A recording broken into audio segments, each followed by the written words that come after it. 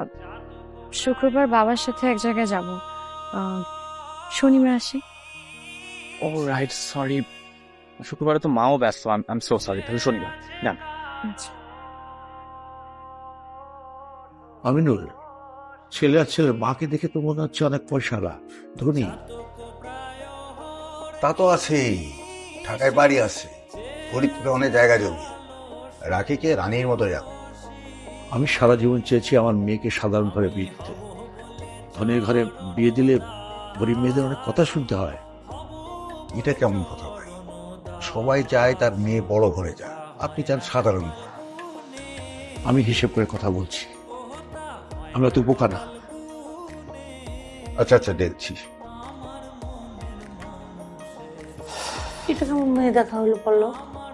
আমরা দূরে বসেছি, আমার লজ্জা লাগতেছে। আরে লজ্জার কিছু নেই মা। আসলে হয়েছে কি, মেয়ে জানে না যে ওকে আমরা দেখতে এসেছি।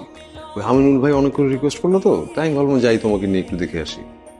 আর অসুবিধা নেই, মেয়ে যদি পছন্দ হয় তখন না সামনাসামনি বসে কথা বলে নিব। নাটক একটু নাটক, বাট নাটকটা কিন্তু আমার কাছে বেশ ভালো লাগছে, মজা পাচ্ছি আমি। যে এসছে মনে হয়।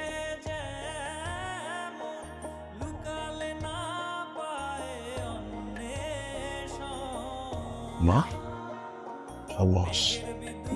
মা, এই মেয়ে বিয়ে করা যাবে না। কেন? সমস্যা আছে মেয়ে না? তো সুন্দর। সুন্দর, বাট একটু প্রবলেম আছে। মেয়ে বিয়ে করা যাবে না, চলো উঠি। কি অদ্ভুত কথা, এটা কোনো কথা? তোমাকে আমি পরে বুঝিয়ে বলবো। আমি আমিনুল ভাইয়ের সাথে কথা বলে নিব। এখন চলো তো, উঠো। এই মেয়েকে বিয়ে করা যাবে না আমার। চলো তো, উঠো উঠো উঠো উঠো।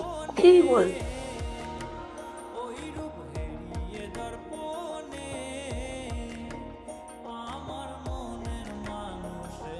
ওরা দেখেছে রাখিকে?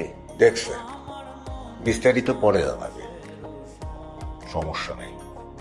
দেখো, তোমার সম্মানে কিন্তু আমি রাখিকে নিয়ে আসলাম, ও কিন্তু আসতে চাইছিল না। এখন যাওয়া হওয়ার হয়েছে, চলো এবার যাওয়া যায়, কিছু একটা খেয়ে বিদায় দিই। আচ্ছা চলো।